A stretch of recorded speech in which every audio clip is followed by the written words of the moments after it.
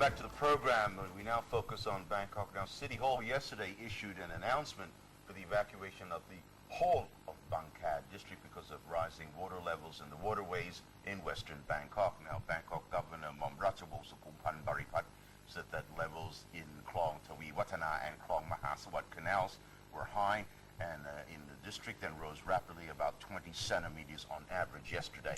The governor is most concerned about western Bangkok as floodwater is rising and is continuing to spread to fresh areas and have reached as far as Nong Kham and Pasi Taron district yesterday. And he's asked the Agriculture and Cooperatives Ministry to open up the sluice gates and operate pumps to quickly discharge water from western Bangkok into the Tajin River.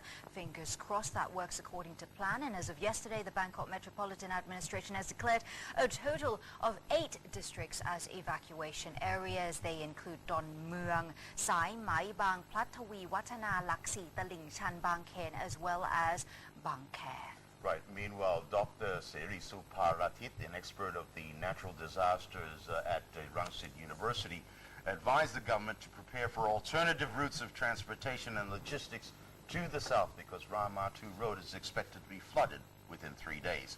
He said that the northern runoff has already passed through Klong Pasi Jaron and was about 5 kilometers from Ramatu Road, with the water traveling at a distance of 1 to 2 kilometers a day. And in eastern Bangkok now, water flowing in from the Klong Samwa sluice gate.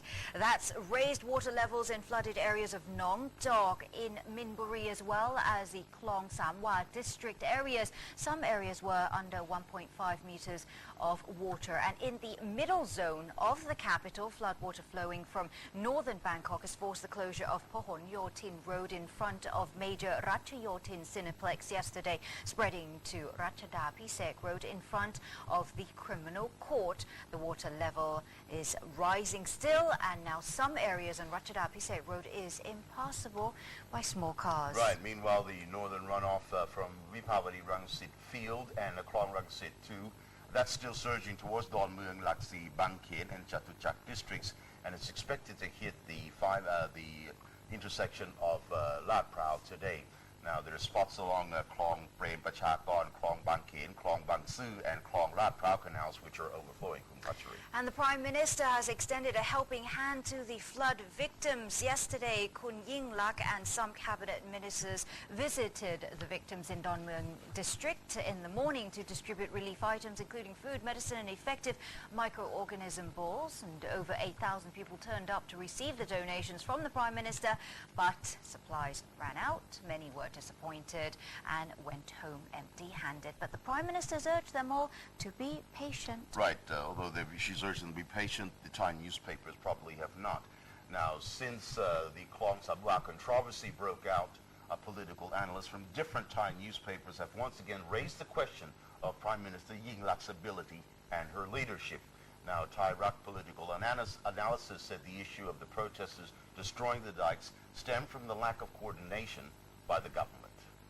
Yes, and Thairat agrees with the Army Chief Prayut Chan-o-cha's statement that if the government had sent in people to talk to the residents and urge them to refrain from destroying the dikes for the sake of national interests and then offer them compensation for their flooded homes, people would have complied. But according to Thairat, the Prime Minister waited until the very last minute and then gave in to demands of the protesters, and her decision to open up the Klong Samwa sluice gate and let the water to flow into the heart of Bangkok, that's now threatening the entire capital. Right, but in short, the analyst said that as long as Kun Yingluck continues to be indecisive, unable to make hard decisions, and is afraid of using her power, she will face more criticisms.